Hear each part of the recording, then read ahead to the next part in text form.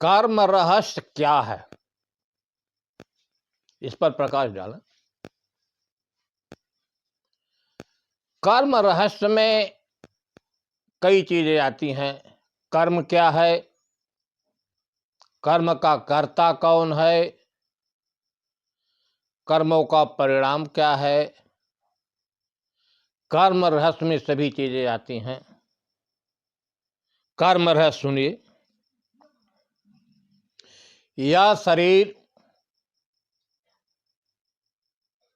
पांच तत्व, आकाश, वायु, अग्नि, जल और पृथ्वी के संयोग से बना है। इसमें प्रधान क्या है, पिता का वीर और माता का रज। रज वीर के संयोग से शरीर का निर्माण होता है।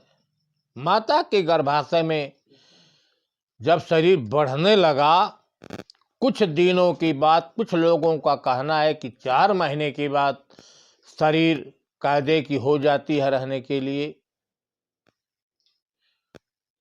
कुछ लोगों का विचार है 3 महीने का। लेकिन जब शरीर गर्भाशय में माता के शरीर बन जाती है, रहने लायक हो जाता है, तो उसमें जीव प्रवेश कर जाता है। प्रवेश करने के बाद उस चेतन में चेतना हो जाती है, लेकिन वह शरीर धीरे धीरे धीरे धीरे बढ़ता है। 9 महीने के बाद वह गर्भ से बाहर हो जाता है। कुछ दिन के बाद वह शरीर बढ़कर जब सोचने समझने लायक हो जाता है, तब उस शरीर में संसार के निमित्त जो भाव उत्पन्न होता है, अर्थात संसार में कुछ पाने के निमित्त, जानने के निमित्त जो भाव उत्पन्न होता है, भाव में भावित होकर वह जो कुछ क्रिया करता है, वही कर्म नाम से जाना जाता है। इन क्रियाओं को करने वाली यही हमारी ज्ञानेंद्रियां हैं। कर्मेंद्रियां से कर्म होता है। कर्म 3 भागों में विभाजित होता है।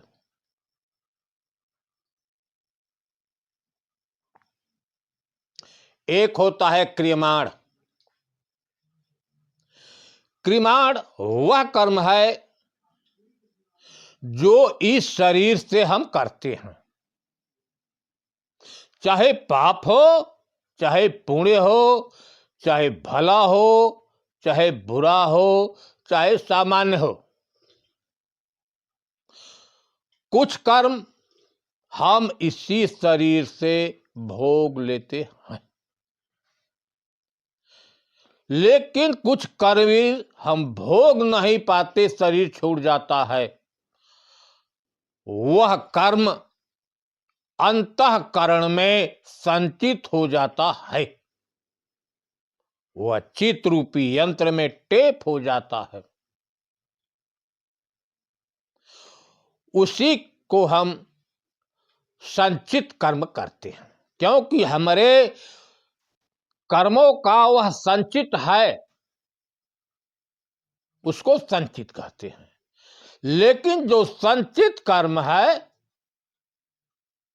समयानुकूल फल देने को जब प्रस्तुत होता है, उन्मुख होता है, वही कर्म हमें प्रारब्ध रूप में प्राप्त होते हैं। जो संचित कर्म है, प्रारब्ध में वही हमारा भाग्य बन जाता है, तकदीर हो जाता है। अब कर्म का रहस्य देखिए। कर्मों का परिणाम 2 भागों में बढ़ता है। कर्मों का एक तो फल अंश बनता है, और दूसरा है संस्कार, स्वभाव, प्रकृति कर्मों से ही बनती है। कर्मों के चलते हमारा जैसा कर्म वैसा संस्कार, वैसा स्वभाव, वैसी प्रकृति, वैसा आदत, सब एक ही है। लेकिन दूसरा फल अंश बनता है, उसका परिणाम मिलता है। क्रियाण कर्म दो भागों में विभाजित होता है, एक तत्काल और एक होता है कालांतर। तत्काल कर्म वह है कि उसका फल तुरंत मिलता है। जैसे हमने भोजन किया, भोजन करने के बाद तुरंत भूख मिट गई, क्षुधा तृप्ति हो गई, हमें शांति मिल गई, यह तो तत्काल हो गया कुछ कर्म। लेकिन जो हम भोजन किए हैं उससे रक्त भी बनता है, मांस भी बनता है, मज्जा भी बनता है, रुधिर भी बनता है, लेकिन उसका परिणाम तत्काल नहीं, बाद में मिलता है। तत्काल नहीं मिलता, बाद में मिलता है। जैसे देखें, कुछ कर्म है, किसी संत के पास गया, संत की सेवा किए, संत प्रसन्न होकर तुरंत आशीर्वाद भी देता है और ज्ञान दे देता है। ज्ञान तो मुझे तुरंत मिला, लेकिन आशीर्वाद बाद में मिलता है, तत्काल नहीं मिलता।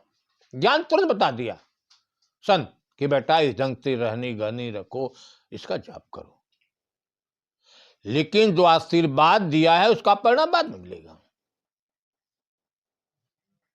और देख ले, जैसे हम हिंसक हैं, हिंसा करते हैं, व्यभिचार करते हैं, डाका डालते हैं, बुरा कर्म करते हैं,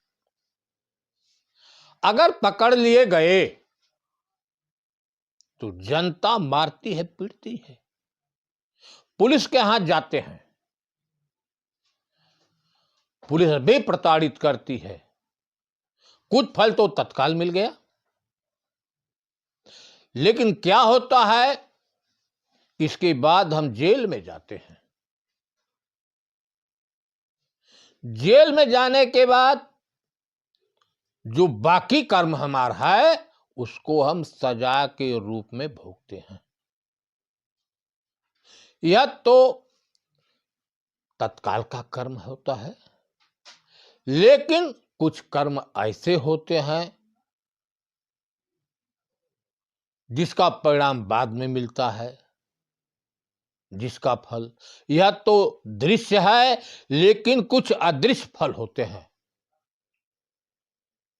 कुछ दृश्य अभी तो दिखा दिया आपको सामने आंख से कि भूख खाया, रक्त मांस बना, हमने देखा, लेकिन कुछ परिणाम ऐसे हैं कि हम कर्म करते हैं लेकिन दिखाई नहीं देता, मिलता है। जैसे हम पूजा करते हैं, पाठ करते हैं, जप करते हैं, तप करते हैं, यज्ञ करते हैं, कामना हमारी है कि मिले, तत्काल नहीं मिलती। हम हिंसक हैं, व्यभिचारी हैं, गलत हैं, तत्काल परिणाम नहीं मिला, लेकिन वह परिणाम मिलेगा। कैसे? हम जा रहे हैं, कहीं एकाएक धन मिल गया, हमारे अब अगले जन्मों का कर्मों का परिणाम है, जो प्रारब्ध है, जो संचित है। योग्यता नहीं है, कहीं अच्छी नौकरी मिल जाती है, मान प्रतिष्ठा मिल जाती है, यह हमारे प्रारब्ध कर्मों का परिणाम है, कुछ संचित कर्म है। अगर हिंसक प्रवृत्ति का है तो कहीं दुर्घटना हो जाती है, सजा मिल जाता है हमें दुर्घटना के रूप में, किसी न किसी रूप में, यह हमारे कर्मों का परिणाम है। कुछ कर्म ऐसे हैं कि जिनका परिणाम शरीर छूटने के बाद मिलता है। जैसे हम जप किए, तप किए, यज्ञ किए, पुराण किए, बहुत अच्छा कर्म किए, लेकिन वह कर्मों का परिणाम क्या है कि मरने के बाद जिसको हम कहते हैं कि स्वर्ग मिलेगा, वैकुंठ मिलेगा, या कुछ संचित है और कुछ प्रारब्ध है। यह अदृश्य है, आंखों से मुझे नहीं दिखाई देता, लेकिन मिल जाते हैं। हमारा जीवन कर्मों पर ही आश्रित है। कर्म के चलते हम बंधन में जाते हैं और कर्म के चलते हमारी मुक्ति होती है। हमें हमेशा अपने कर्मों पर ख्याल करना चाहिए, कहीं पाप न हो जाए, कहीं पुण्य न हो जाए।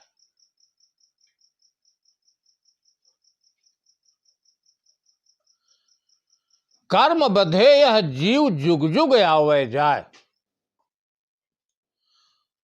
अकर्म का अंकुर जराए के तब अमृत हुआ। कर्म के चलते बंधन है और कर्म के चलते ही मुक्ति है। कर्म के चलते मुझे स्वर्ग मिलता है और कर्म के चलते हम नरक में जाते हैं।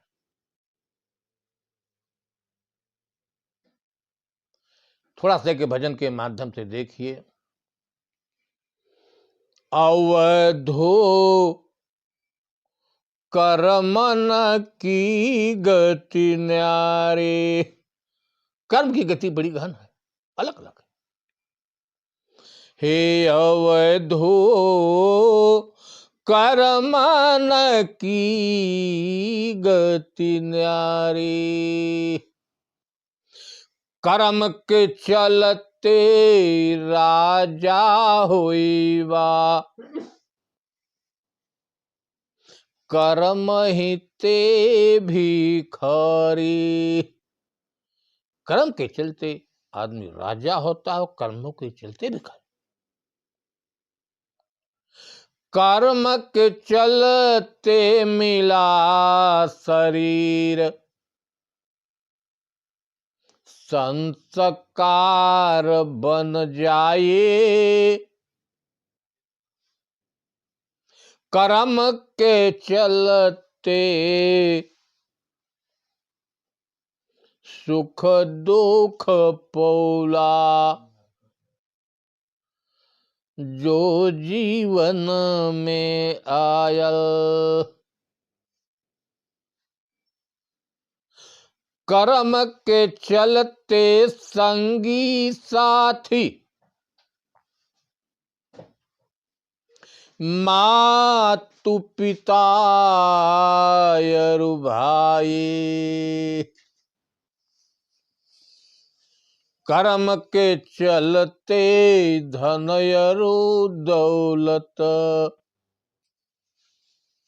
महल अटारी होई। कर्म के चलते स्वर्ग जात है, कर्म नरक ले जाए।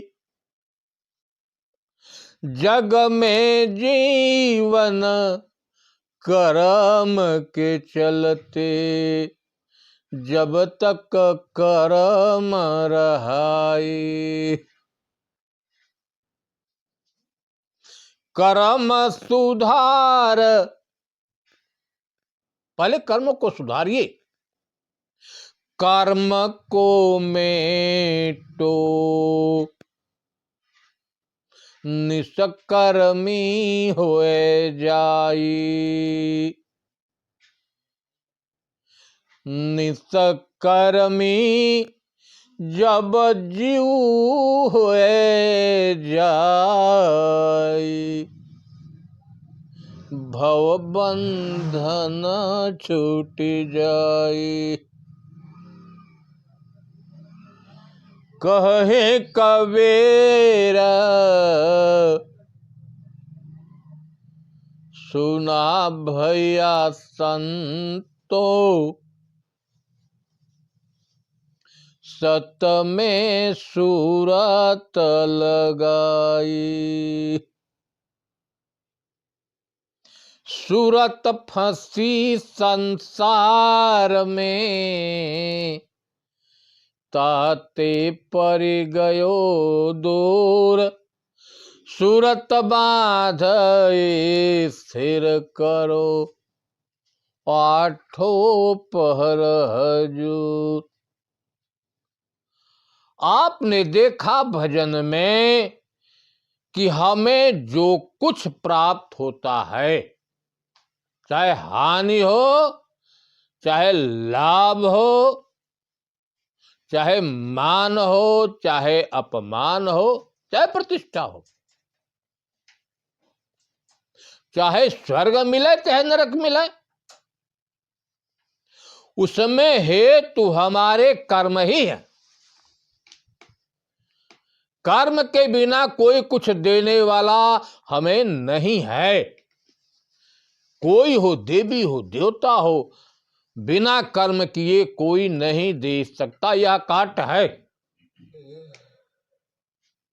इसलिए आप अपने कर्मों पर प्रतिक्षण ख्याल रखें कि कोई ऐसा कर्म न हो जिन कर्मों का परिणाम जीवन में बने। हमारे जीवन में कर्म एक पाप होता है और एक पुण्य। कुछ कर्म ऐसे होते हैं जिसमें न पाप होता है न पुण्य। अगर हम हिंसा करते हैं, किसी को दुख देते हैं, तो पाप कर। दूसरे को दुख देना ही पाप। परहित सरिस धर्म नहीं भाई, अपर पीड़ा सम नहीं अधमाई। यह शास्त्रों का वचन है कि दूसरे को दुख देने के समान कोई पाप नहीं है, और दूसरे के सुख देने की बात कोई पुण्य नहीं है। लेकिन पुण्य में ऐसा होता है कि कुछ कर्म हम कामना को लेकर करते। किसी को दान दिए,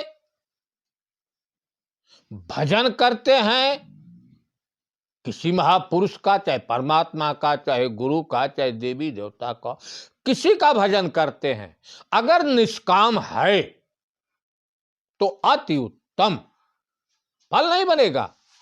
अगर कामना लेकर करते हैं तो उन कर्मों का परिणाम बनेगा, और परिणाम भोगने के लिए शरीर धारणा करना पड़े, क्योंकि बिना शरीर धरे हम कोई परिणाम नहीं भोग सकते। इसलिए प्रतिक्षण अपने कर्मों पर ध्यान। और एक चीज यह है, एक तो कर्म है, दूसरे की कहीं आसक्ति हमारी सांसारिक वस्तुओं में न हो। धन में, पूंजी में, पसार में, स्वर्ग में, वैकुंठ में कहीं आसक्ति न हो, क्योंकि आसक्ति बड़ी मजबूत रस्सी है, वह जल्दी टूटती नहीं। आसक्ति दोस्त सबसे खराब है। हमारी सूरत हमेशा परमात्म तत्व में होनी चाहिए, हमेशा आत्म तत्व का चिंतन बनना। क्यों कि प्रतिदिन का अभ्यास जैसा होता है, अंत में वैसा ही परिणाम। तो हमेशा प्रतिक्षण, प्रतिदिन हमेशा परमात्म तत्व का चिंतन मनन करना चाहिए।